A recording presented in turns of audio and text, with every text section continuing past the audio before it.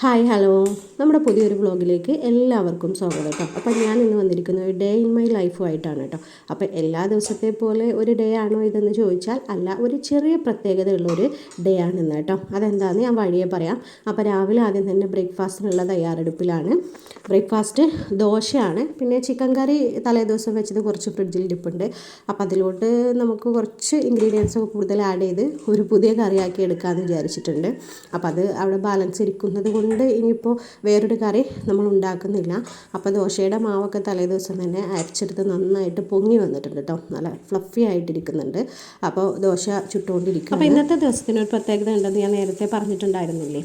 നമ്മളെ ഈ ലോകത്ത് ആർക്ക് ആരൊക്കെ വേണം എന്നുള്ളതും അതുപോലെ ഒരു പുരുഷന് ഏത് സ്ത്രീ വേണം എന്നുള്ളതൊക്കെ നേരത്തെ ഒരു ഡിസൈൻ ചെയ്ത് വെച്ച പോലെയല്ല നമ്മൾ ജീവിക്കുന്നത്. ഈ കാരണമല്ല കേട്ടോ, ഏത് കാരണം നോക്കുകയാണെങ്കിലും അങ്ങനെ തന്നെയാണ്. നമ്മുടെ ജീവിതത്തിൽ എന്ത് ചെറിയ കാര്യങ്ങൾ സംഭവിക്കുകയാണെങ്കിലും അത് നമ്മൾ ആഗ്രഹിച്ചാൽ ചിലപ്പോൾ സംഭവിക്കാതിരിക്കുകയാണെങ്കിലൊക്കെ അതിനൊരു കാരണം ഉണ്ടെന്ന് പറയാം. നമ്മൾ ഈ ഭൂമിയിലോട്ട് വന്നത് തന്നെ ഒരു കാരണം കൊണ്ട് അല്ലേ. ഒരു കാരണത്താൽ നമ്മൾ ജീവിക്കുന്നു, നമ്മുടെ ഒരു പാർട്ട് കഴിഞ്ഞാൽ നമ്മൾ ഈ ലോകത്തുനിന്ന് തിരിച്ചു പോകുന്നു അല്ലേ.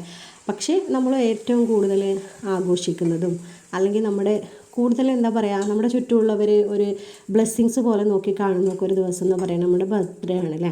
അപ്പോൾ ഇന്ന് ആ പ്രത്യേകതയാണ്. ഇന്ന് എൻ്റെ പ്രിയപ്പെട്ടവൻ്റെ ബർത്ത്ഡേ ആണ് കേട്ടോ, എൻ്റെ ഹസ്ബൻഡിൻ്റെ ബർത്ത്ഡേ ആണ്. അപ്പോൾ അതിന് നമ്മുടെ ഉള്ളിൽ ഒതുങ്ങി നിൽക്കുന്ന ചെറിയൊരു കാര്യം, നമ്മുടെ വീട്ടിലുള്ളിൽ തന്നെ പ്രത്യേകിച്ചൊന്നും ഇല്ല കേട്ടോ. അപ്പോൾ ആ ഒരു കാരണമാണ് ഞാൻ പറഞ്ഞു വരുന്നത്. അപ്പോൾ നമ്മുടെ ദോശയുടെ പരിപാടികളൊക്കെ നടന്നുകൊണ്ടിരിക്കുകയാണ്. ദോശ ചുട്ടെടുക്കുന്നുണ്ട്. അപ്പോൾ നിങ്ങളൊക്കെ എങ്ങനെയാണ് ദോശ ചുടാറുള്ളത്? ഞാൻ പൊതുവേ ഇതുപോലെ അപ്പച്ചട്ടിയിലാണ് ഉണ്ടാക്കിയെടുക്കാറ് കേട്ടോ. ദോശ കല്ലിരിപ്പില്ല. ചിലവർക്ക് ഇതുപോലെ ചെറിയ സൈസിൽ ഉണ്ടാക്കുന്നതായിരിക്കും.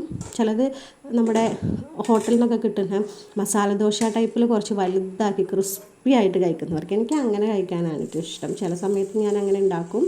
ദോശയ്ക്ക് ചട്നിയോ സാമ്പാറൊക്കെയാണ് സാധാരണ ഉണ്ടാക്കാറുണ്ടെങ്കിലും ഇന്നിപ്പോൾ നമുക്ക് കുറച്ച് തലേദിവസം വാങ്ങിച്ച കുറച്ച് ചിക്കന് ബാക്കി ഇരിപ്പുണ്ട്. അപ്പോൾ ഇനി നമ്മളത് എടുക്കാതിരുന്നാൽ പിന്നെ എന്നുണ്ടാക്കുന്ന ഫുഡും ഒക്കെ ബാലൻസായിട്ട് കിടക്കും. അപ്പോൾ ആ ചിക്കൻ നമ്മൾ ഫ്രിഡ്ജിൽ നിന്ന് എടുത്തിട്ടുണ്ട്. ഇനി ഒരു തേങ്ങയൊക്കെ പൊട്ടിച്ച് നേരെ അതിലോട്ട് കുറച്ച് തേങ്ങ അരച്ച് ചേർക്കുകയാണ് കേട്ടോ.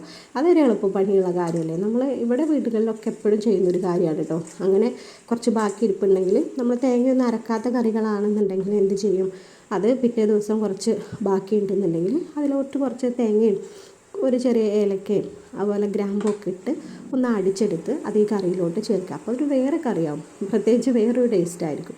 അപ്പം നമുക്ക് വേണമെങ്കിൽ ഇടിയപ്പത്തിൻ്റെ പുട്ട് ഇതുപോലെ ദോശ ഇതിൻ്റെയും കൂടെ കഴിക്കാൻ പറ്റും. ആ ചോറിന് കഴിക്കുന്ന ഒരു ടേസ്റ്റ് ചോറിനുണ്ടാക്കുന്ന കറിയുടെ ഒരു ടേസ്റ്റ് ആവില്ല. അപ്പോൾ അത് മാറി പത്തിരിയുടെ കൂടെയാണെങ്കിൽ നല്ല കോമ്പിനേഷൻ ആയിരിക്കും കേട്ടോ.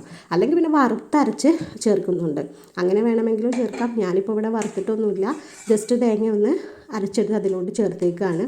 അപ്പോൾ ബ്രേക്ക്ഫാസ്റ്റ് റെഡി ആയിട്ടുണ്ട്. ഇനി അതൊന്ന് കഴിച്ചതിന് ശേഷം വേണം നമുക്ക് ലഞ്ചിലോട്ടുള്ള കാര്യങ്ങളൊന്ന് നോക്കാൻ കേട്ടോ. അപ്പോൾ ഉച്ചക്കത്തേക്കുള്ളത് ചിലപ്പോൾ ഞാൻ ഇതുപോലെ രാവിലെ എണീറ്റ് കഴിഞ്ഞാൽ നമ്മുടെ ബ്രേക്ക്ഫാസ്റ്റ് തയ്യാറാക്കുന്നതിൻ്റെ ഇടയിൽ കൂടെ തന്നെ ലഞ്ചിലുള്ള കാര്യങ്ങളും പെട്ടെന്ന് അങ്ങ് റെഡിയാക്കും കേട്ടോ. ചിലപ്പോൾ ഓരോ ദിവസം നമുക്ക് രാവിലെ എണീക്കുമ്പോൾ ഓരോ മൂഡാണല്ലോ. ചില ദിവസം രാവിലെ എണീക്കുമ്പോൾ എല്ലാം കൂടെ പെട്ടെന്ന് അങ്ങ് തീർക്കണം എന്നുള്ളൊരു മൂഡായിരിക്കും. ചിലപ്പോൾ എന്തായിരിക്കും, രാവിലത്തെ ബ്രേക്ക്ഫാസ്റ്റൊക്കെ കഴിഞ്ഞതിന് ശേഷം ബാക്കിയുള്ള പണികൾ എടുക്കാം എന്നുള്ളൊരു മൂഡിലോട്ട് വരും. അങ്ങനെ നമ്മൾ വീട്ടമ്മമാർക്കൊക്കെ പല രീതിയിൽ പല ചിന്താഗതികൾ പല തീരുമാനങ്ങളും ആയിരിക്കും. രാവിലെ എണീക്കുമ്പോൾ ചിലപ്പോൾ അത് മാറാം, രാത്രിക്കത്തെ ആവില്ല തീരുമാനങ്ങളൊന്നും. അപ്പോൾ കേക്കൊക്കെ കട്ട് ചെയ്തു കേട്ടോ. ഞങ്ങൾ ചായ കുടിയൊക്കെ ഒന്ന് കഴിഞ്ഞതിന് ശേഷം ആ കേക്ക് ഒന്നെടുത്ത് കട്ട് ചെയ്തു. കേക്കിൻ്റെ കാര്യം പറയുകയാണെങ്കിൽ കേക്ക് 2 ദിവസം മുൻപ് തന്നെ ഞാൻ കേക്ക് ഉണ്ടാക്കുന്ന വീഡിയോ ഇട്ടിട്ടുണ്ടായിരുന്നല്ലോ മുമ്പ്. അപ്പം അത് 2 ദിവസം മുമ്പ് തന്നെ ഉണ്ടാക്കി ഫ്രിഡ്ജിൽ വെച്ചിട്ടുണ്ട്. അപ്പോൾ നമ്മുടെ കളറൊക്കെ ചെറുതായിട്ട് ഫെയ്ഡ് ആവാനും തുടങ്ങിയിട്ടുണ്ട്. ഞാൻ കുറച്ച് ദിവസം 2 ദിവസം മുമ്പ് ഒന്ന് ഉണ്ടാക്കി വെച്ചു എന്നേ ഉള്ളൂ. ചിലപ്പോൾ ടൈം കിട്ടിയില്ലെങ്കിലോ എന്ന് വിചാരിച്ച് അങ്ങ് ഉണ്ടാക്കി ഫ്രിഡ്ജിലോട്ട് വെച്ചു എന്നേ ഉള്ളൂ. അപ്പോൾ അത് ചായ കുടിച്ചതിന് ശേഷം അതൊക്കെ ഒന്ന് കട്ട് ചെയ്തിട്ട് ലഞ്ചിനുള്ള പണികളാണ് കേട്ടോ. അപ്പോൾ ആദ്യം തന്നെ ഒരു പരിപ്പും തക്കാളിയും സവാളയൊക്കെ ഇട്ടിട്ട് ഒരു കറി വെക്കാമെന്ന് വിചാരിച്ചിട്ടാണ്. അപ്പോൾ അതിന് തേങ്ങയൊക്കെ ഒന്ന് പൊട്ടിച്ചെടുത്ത് നേരത്തെ പരിപ്പ് കറി നമ്മൾ സാധാരണ വെക്കുന്ന പോലെ പരിപ്പും തക്കാളിയും ഉള്ളി സവാളയും കൂടെ അരിഞ്ഞിട്ട് അതിലോട്ട് പച്ചമുളകും മഞ്ഞൾപ്പൊടി ഉപ്പും ഇട്ട് ഒന്ന് വിസിലടുപ്പിച്ചതിന് ശേഷം നമുക്ക് തേങ്ങ കുറച്ച് ചെറിയ ജീരകം കൂടെ ചേർത്തെടുത്തിട്ട് കുറച്ച് മഞ്ഞൾപ്പൊടിയും കൂടെ ചേർത്ത് നന്നായിട്ട് പേസ്റ്റ് പോലെ ഒന്ന് അരച്ചെടുത്തിട്ട് അതിൽ ചേർക്കുക കേട്ടോ. എന്നിട്ട് പിന്നെ നമ്മൾ സാധാരണ അതൊന്ന് കടുക് വറുക്കുന്ന പോലെ കുറച്ച് ഉലുവയും കടുകും അതുപോലെ വറ്റൽമുളകും കറിവേപ്പിലയും ഇട്ടിട്ട് അതൊന്ന് താളിച്ചെടുക്കുകയും ചെയ്യാം. ഇനി അതിന് ശേഷം നമുക്കൊരു നെയ്ച്ചോറ് ഉണ്ടാക്കണം കേട്ടോ. ഇവിടെ നിന്ന് ഉണ്ടാക്കാൻ പോകുന്ന കോമ്പിനേഷൻ നല്ല നെയ്ച്ചോറും പരിപ്പ് കറിയും അതിലോട്ട് ബീഫ് ഒന്ന് ചെറുതായിട്ട് കുറച്ച് ഗ്രേവിയൊക്കെ വറ്റിച്ചുണ്ടാക്കുന്ന റോസ്റ്റും അല്ല എന്നാൽ കറിയല്ല എന്നുള്ള രീതിയിൽ ഗ്രേവി ഒന്ന് വറ്റിച്ചെടുക്കുന്ന ഒരു ടൈപ്പാണ് കേട്ടോ ഉണ്ടാക്കാൻ പോകുന്നത്. അപ്പോൾ ആ ഒരു കോമ്പിനേഷൻ നിങ്ങൾക്ക് ഇഷ്ടമാണോ? സാധാരണ ഞങ്ങളൊക്കെ പണ്ട് അങ്ങനെ ഉണ്ടാക്കാറുണ്ട് കേട്ടോ. ഈ പെരുന്നാളിനൊക്കെ എല്ലാ വീട്ടിലും പെരുന്നാളിന് നമ്മൾ ചെല്ലുമ്പോൾ ബിരിയാണി ആയിരിക്കും ഉണ്ടാക്കിയേക്കുക. അപ്പോൾ എല്ലായിടത്തും ബിരിയാണി ആകുമ്പോൾ നമുക്ക് മടുക്കുകയും ചെയ്യും. ചിലപ്പോൾ സാധാ ചോറും വെക്കും. അപ്പോൾ എളുപ്പമുള്ളൊരു കോമ്പിനേഷനായിട്ട് തോന്നിയിട്ടുള്ളത് ഇതുപോലെ നമ്മൾ ഗീ റൈസ് ഉണ്ടാക്കുക, കൂട്ടത്തിൽ പരിപ്പ് കറി അല്ലെങ്കിൽ പരിപ്പ് കറി, പിന്നെ നമ്മൾ ബീഫ് വരട്ടിയത്, പപ്പടം, അതുപോലെ ക്യാബേജ് തോരൻ, ഇങ്ങനെയൊക്കെ ഉണ്ടാക്കുമായിരുന്നു അന്ന് പെരുന്നാളിനൊക്കെ എല്ലാ വീട്ടിൽ നിന്നും ഒരു വെറൈറ്റി ആയിട്ട്. അപ്പോൾ പപ്പടമൊക്കെ ഇവിടെ കാച്ചി വെച്ചിട്ടുണ്ട്. അപ്പോൾ ഇന്ന് ആ ഒരു കോമ്പിനേഷൻ ആക്കാമെന്ന് വിചാരിച്ചു. പപ്പടം പിന്നെ ഞാൻ ഒരു സമയത്ത് തന്നെ ഇങ്ങനെ വറുത്തെടുക്കുമ്പോൾ 2-3 കവറ് പപ്പടമൊക്കെ ഒരുമിച്ച് അങ്ങ് വറുത്ത് വെക്കും കേട്ടോ. ഇതുപോലെ വലിയൊരു എയർ ടൈറ്റ് കണ്ടെയ്നറിൽ നമ്മൾ അടച്ച് വെക്കുകയാണെങ്കിൽ കുറേ 2-3 ദിവസത്തേക്ക് നമുക്ക് ഉണ്ടാകും. അല്ലാന്നുണ്ടെങ്കിൽ ഇത് ഓരോ ദിവസം വറുക്കുമ്പോൾ നമുക്ക് അത്രയും എണ്ണയുടെ ചിലവുണ്ടാകും. മാത്രമല്ല പിന്നെ നമ്മൾ ആ എണ്ണ വേറെ എന്തിനെങ്കിലും ഒരു കാര്യത്തിന് ഉപയോഗിക്കുകയാണെന്നുണ്ടെങ്കിൽ അതിൻ്റെ ഒരു ചൊവയും വരും. അപ്പോൾ അതവിടെ വേസ്റ്റ് ആക്കേണ്ടി വരും. അപ്പോൾ അതുകൊണ്ട് ഒരു സമയത്ത് വറുക്കുമ്പോൾ തന്നെ ഇതുപോലെ ഒരുപാട് എണ്ണ ഒരു 2-3 ദിവസത്തിനുള്ള ഒരുമിച്ച് അങ്ങ് വറുത്ത് വെക്കും കേട്ടോ. അപ്പോൾ ഇനി ഗീ റൈസ് വെക്കാനുള്ള തയ്യാറെടുപ്പിലാണ്. ഇന്ന് ഇതുപോലൊരു കടായിലാണ് ഞാൻ വെക്കുന്നത്. ചില സമയത്തൊക്കെ പെട്ടെന്ന് റെഡിയാകാൻ വേണ്ടി കുക്കറിലൊക്കെ ഇട്ട് വെക്കും കേട്ടോ. ഇന്നിപ്പോൾ കുക്കറിൽ വെക്കുന്നില്ല. അപ്പോൾ അതിന് വേണ്ടി കുറച്ച് നെയ്യും അതുപോലെ ഓയിലും കൂടെ മിക്സ് ചെയ്ത് വെച്ചിട്ടുണ്ട്. അതിനുശേഷം നമ്മുടെ ഏലക്ക, പട്ട, ഗ്രാമ്പു, ചെറിയ ജീരകം, വലിയ ജീരകം, ഇതിൻ്റെ ഒരു ചെറിയ സംഭവം ഉണ്ടാവില്ലേ, നമ്മുടെ ഈ മസാലയൊക്കെ വാങ്ങുന്ന ബിരിയാണി മസാലയൊക്കെ വാങ്ങുന്നതിൻ്റെ കവറിലുണ്ടാവും ചെറിയ ചെറിയ തരി പോലെ, അതിൻ്റെ പേരെനിക്കറിയില്ല. ആ സംഭവം കൂടെ ചേർത്തിട്ടുണ്ട്. പിന്നെ അതിന് ശേഷം ചെറിയൊരു സവാള അരിഞ്ഞതും കൂടെ ഇട്ട് കൊടുത്തു, ഉപ്പ് ഇട്ട് കൊടുത്തു. ഇനി 2 കപ്പ് അരിയാണ് കേട്ടോ, ജീരകശാല റൈസാണ് ഞാൻ എടുത്തിരിക്കുന്നത് നെയ്ച്ചോറ് ഉണ്ടാക്കാൻ വേണ്ടി. അതിനോട്ട് ഒരു 5.5 കപ്പ് വെള്ളം എന്നുള്ള രീതിയിൽ കുറച്ച് ഒരു 1/2 കപ്പ് എക്സ്ട്രാ എടുത്തതിന് ശേഷം അത് ഒന്ന് ഒഴിച്ച് കൊടുത്ത് അരി ഇട്ട് കൊടുക്കുകയാണ്. ഇനി നന്നായിട്ടൊന്ന് അടച്ച് വെച്ച് ഒരു ലോ ടു മീഡിയം ഫ്ലെയിമിലാക്കി വെച്ചാൽ അത് അവിടെ കിടന്ന് റെഡി ആയിക്കോളും. ഒന്ന് മിക്സ് ചെയ്തിട്ട് പിന്നെ അതിലോട്ടൊരു ഒന്നിങ്ങോട്ട് തിളച്ച് വന്ന് ആ വെള്ളം ഒന്ന് പറ്റി വരുമല്ലോ, ആ സമയത്ത് നാരങ്ങയുടെ ഒരു 1/2 മുറി നാരങ്ങയുടെ നീരും കൂടി ഒന്ന് ചേർത്ത് കൊടുക്കുന്നുണ്ട്. അതിനുശേഷം ഒന്നും കൂടി ഒന്ന് മിക്സ് ചെയ്ത് വെച്ച് ഒന്ന് അടച്ച് വെച്ച് ഒന്ന് ലോ ഫ്ലെയിമിലിട്ട് വെച്ചാൽ ഗീ റൈസ് അവിടെ റെഡി ആയിക്കോളൂ കേട്ടോ. പിന്നെ ഒന്നും ചെയ്യേണ്ട. എന്നിട്ട് വെള്ളം നന്നായിട്ട് പറ്റി വരുമ്പോൾ ഒന്നും കൂടി ഒന്ന് മിക്സ് ചെയ്ത് ഒന്ന് അടച്ച് വെച്ച് ഒരു വെയിറ്റ് അതിൻ്റെ മുകളിൽ വെച്ച് കൊടുത്താൽ മതി. പിന്നെ നമുക്ക് ഫ്ലെയിം ഓഫ് ചെയ്യാം. അപ്പോൾ തന്നെ നമ്മുടെ ഗീ റൈസ് റെഡി ആയിട്ടുണ്ടാവും. പിന്നെ അതിന് ശേഷം ഒരു ചെറിയ പായസത്തിൻ്റെ പരിപാടിയും കൂടെ നോക്കാമെന്ന് വിചാരിച്ചിട്ടോ. പായസം എന്ന് പറഞ്ഞാൽ ഒരു പെർഫെക്റ്റ് പായസം എന്ന് പറയാൻ പറ്റില്ല, നമുക്കൊരു തട്ടിക്കൂട്ട് പായസം എന്ന് വേണമെങ്കിൽ പറയാം. കാരണം ഇത് ഒരു പർട്ടിക്കുലർ ഐറ്റം വെച്ചിട്ടല്ല ഉണ്ടാക്കുന്നത്. അല്ലെങ്കിൽ നമ്മുടെ ചെറുപയർ പരിപ്പ് അല്ലെങ്കിൽ പരിപ്പ് പായസം അതുപോലെയൊന്നും അല്ല വെക്കുന്നത്. ഇതെല്ലാം കൂടെ ഒന്ന് മിക്സ് ചെയ്തിട്ടാണ്. ഞാനിവിടെ എടുത്തിരിക്കുന്നത് ഗോതമ്പ്, ചെറുപയർ, അതുപോലെ കുറച്ച് ഒരു 1/2 കപ്പ് അരിയും കൂടെ ചേർത്തിട്ടാണ് ഉണ്ടാക്കുന്നത്. അതായത് ഞാൻ പറഞ്ഞല്ലോ ഒരു തട്ടിക്കൂട്ട് പായസം എന്നുള്ള രീതിയിലാണ്. പായസം പൊതുവെ എൻ്റെ ഫേവറേറ്റ് ആണ് കേട്ടോ. പ്രത്യേകിച്ച് നമ്മുടെ ഈ ശർക്കര ചേർക്കുന്ന പായസം, ഈ സേമിയ പായസം ഒന്നും വലിയ, ഈ അടപ്രഥമൻ അതൊന്നും വലിയ താല്പര്യമില്ല.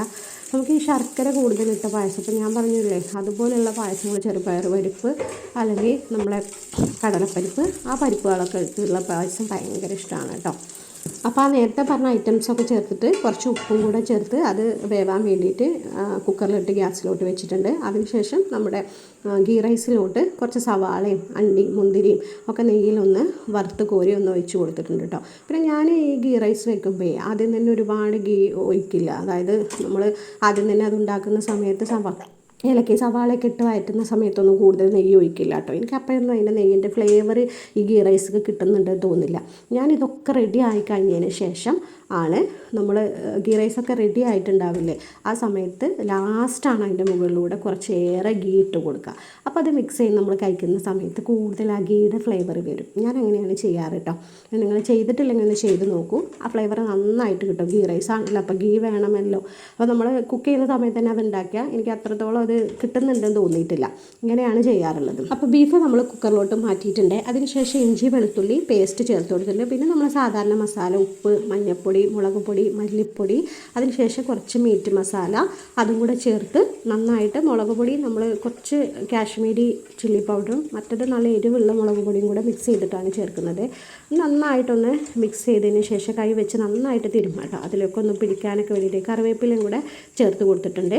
ഇനി നമുക്ക് ഒന്ന് ഒരു 5-8 വിസിലോളം വരണം കേട്ടോ. അത്രത്തോളം വിസിൽ വന്നാലേ ഉള്ളൂ ബീഫ് ശരിക്കൊന്ന് വെന്ത് കിട്ടുക. അതിന് ശേഷമാണ് നമ്മൾ വരട്ടിയെടുക്കുന്നത്. ഇനി പായസം തയ്യാറാക്കാൻ വേണ്ടി ബാക്കിയുള്ള ചെറുപയറും ഗോതമ്പും ഒക്കെ അവിടെ നിന്ന് വന്നിട്ടുണ്ട്. ഇനി നമുക്ക് അതിനൊക്കെ ആവശ്യമായിട്ടുള്ള ശർക്കര ഒന്ന് മെൽറ്റ് ചെയ്ത് എടുക്കുകയാണ് കേട്ടോ. അതിന് ശേഷം ഒരു മിക്സിയുടെ ജാറിലോട്ട് 2 ടേബിൾ സ്പൂൺ പഞ്ചസാര ചേർത്തിട്ടുണ്ട്. പിന്നെ ചെറിയ ജീരകം, ചുക്കിൻ്റെ പൊടിയും ഏലക്കയും കൂടെ ഇട്ട് നന്നായിട്ടൊന്ന് ചതച്ചെടുത്തിട്ടുണ്ട്. അപ്പോഴേക്കും നമ്മുടെ ശർക്കര ഇവിടെ മെൽറ്റായി വന്നിട്ടുണ്ട്. അതിലോട്ട് നമ്മൾ ആ കുക്ക് ചെയ്ത് വെച്ച ഐറ്റംസ് ഒന്ന് ചേർത്ത് കൊടുത്തിട്ടുണ്ട് കേട്ടോ. അങ്ങനെ നന്നായിട്ട് മിക്സ് ചെയ്തതിന് ശേഷം ഇവിടെ പാലെടുത്തിട്ടുണ്ട്. ഞാൻ 2 കൂടെ തേങ്ങാപ്പാലും അതുപോലെ നമ്മുടെ പാലും കൂടെ, പശുവിൻ്റെ പാലും കൂടെ മിക്സ് ചെയ്തിട്ടാണ് ചേർക്കുന്നത് കേട്ടോ. അപ്പോൾ അത് ചേർത്ത് കൊടുക്കുന്നത് നമ്മുടെ പാലാണ്. സാധാരണ പാൽ ചേർത്ത് കൊടുക്കുക. എന്നിട്ട് ലാസ്റ്റ് ടൈമിലാണ് ഞാൻ തേങ്ങാപ്പാൽ കുറച്ച് കൂടുതൽ അധികം ചേർത്ത് കൊടുക്കുക. അപ്പോൾ അതിനുശേഷം നമ്മൾ ആ പൊടിച്ചെടുത്ത പൊടിയും കൂടെ ചേർത്ത് കൊടുക്കുന്നുണ്ട്.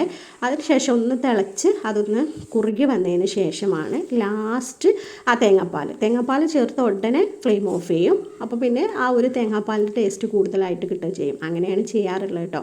ശരിക്കും പായസം വെക്കുന്ന കാര്യമൊന്നും എനിക്കറിയില്ല, അങ്ങനെയാണോ എന്നുള്ളത് നമ്മളെ രീതിയിൽ അങ്ങോട്ട് ഉണ്ടാക്കാം, അത്രയേ ഉള്ളൂ. പെർഫെക്റ്റ് വേ അങ്ങനെ ഇതുപോലെ ഒന്നുമില്ല, പെർഫെക്റ്റ് കുക്കിംഗ് എന്നുള്ള കാര്യമൊന്നുമില്ല. അതിനുശേഷം അതിലോട്ടുള്ള പിന്നെ അണ്ടിപ്പരിപ്പും മുന്തിരിയും തേങ്ങാക്കൊത്തും കൂടെ, ഞാനിവിടെ മുന്തിരി ചേർക്കുന്നില്ല. എനിക്ക് പായസത്തിൽ മുന്തിരി ഇങ്ങനെ കിട്ടുന്നതൊന്നും നമ്മൾ മുന്തിരിയുടെ ടേസ്റ്റ് ഇഷ്ടമല്ല, അതുകൊണ്ട് അത് ചേർക്കാറില്ല.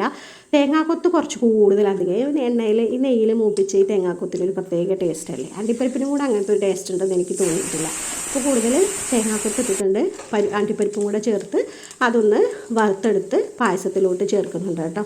ആദ്യമൊക്കെ ഈ ബർത്ത്ഡേക്ക് ഉണ്ടാക്കുമ്പോൾ നമ്മൾ കേക്കും പായസമാണ് ഹൈലൈറ്റ് ആയിട്ട് നിൽക്കുക. ബാക്കി ഫുഡൊന്നും ഉണ്ടാക്കിയിട്ടില്ലെങ്കിൽ ഈ പായസം എൻ്റെയൊക്കെ ചെറുപ്പത്തിൽ പിന്നെ ബർത്ത്ഡേക്ക് പായസം ഉണ്ടാക്കി അടുത്തുള്ള വീടുകളിലൊക്കെ കൊണ്ട് കൊടുക്കുമായിരുന്നു. അന്നൊന്നും ഈ കേക്ക് അത്ര പ്രാബല്യത്തിൽ വന്നിട്ടില്ലല്ലോ, പിന്നെയാണല്ലോ ഈ കേക്കൊക്കെ വന്നത്. അപ്പോൾ അതിന് മുമ്പ് ഈ പായസമായിരുന്നു ഹൈലൈറ്റ് ആയിട്ട് നിന്നിട്ടുണ്ടായിരുന്നത്. എന്നിട്ട് ഒരുപാട് പായസമൊക്കെ ഉണ്ടാക്കി ഒരു തൂക്കുപാത്രത്തിലൊക്കെ പിടിച്ച് ഓരോ വീടുകളിലും കൊണ്ടു കൊടുക്കും. അപ്പോൾ എന്താ ചോദിക്കുമ്പോൾ അവരോട് പറയില്ലേ, ഇന്ന് എൻ്റെ ബർത്ത്ഡേ, ഹാപ്പി ബർത്ത്ഡേ എന്നൊക്കെ പറയില്ലേ, അത് വല്ലാത്തൊരു ഫീലാണ്. അപ്പോൾ ഇപ്പോൾ ഈ ഉണ്ടാക്കുന്നത് ഇനി ബീഫാണ്. ബീഫ് വരട്ടാൻ ഹസ്ബൻഡ് കുക്കിംഗ് ഏറ്റെടുത്തിട്ടുണ്ട്. അപ്പോൾ പാൻ വെച്ചിട്ടുണ്ട്. അതിലോട്ട് എണ്ണ ഒഴിച്ചതിന് ശേഷം കുറച്ച് സവാള, ഇഞ്ചി വെളുത്തുള്ളി ചെറുതായിട്ടൊന്ന് പൊടിയായിട്ട് അരിഞ്ഞത്, അതിലോട്ടൊരു തക്കാളി സവാളയും കൂടി ഇട്ടൊന്ന് സോട്ട് ചെയ്തതിന് ശേഷം അതിലേക്ക് ആവശ്യമായിട്ടുള്ള കുറച്ച് മഞ്ഞൾപ്പൊടി, മുളക് പൊടി, ഉപ്പ്, മല്ലിപ്പൊടി ഇതിട്ടതിന് ശേഷം നമ്മൾ വേവിച്ച് വെച്ചിരിക്കുന്ന ബീഫ് ചേർത്തിട്ട് നല്ല പോലെ ഒന്ന് മിക്സ് ചെയ്യുക. കുറച്ച് കറിവേപ്പിലയും കൂടെ ചേർത്ത് കൊടുത്തിട്ടുണ്ട്. ഇനി ഗ്രേവി ഒന്ന് നന്നായിട്ടൊന്ന് പറ്റിച്ചാൻ വേണ്ടി കുറച്ച് നേരം ഒന്ന് ഗ്യാസിലോട്ട് തന്നെ വന്ന് നന്നായിട്ട് ഗ്രേവിയൊക്കെ ഒന്ന് വറ്റിയതിന് ശേഷം മാറ്റി വെക്കുക. അപ്പോൾ ഇവിടെ ഫുഡ് കഴിക്കാനുള്ള തയ്യാറെടുപ്പൊക്കെ ആയി. ഞങ്ങളൊക്കെ ഇരുന്ന് ഫുഡ് കഴിക്കട്ടെ. അപ്പോൾ വീഡിയോ ഇഷ്ടമായിട്ടുണ്ടെങ്കിൽ ലൈക്കും കമൻറ്റും ഷെയറൊക്കെ ഒന്ന് ചെയ്തേക്കണേ. അപ്പോൾ അടുത്ത വീഡിയോയിൽ കാണാം. Okay, thank you.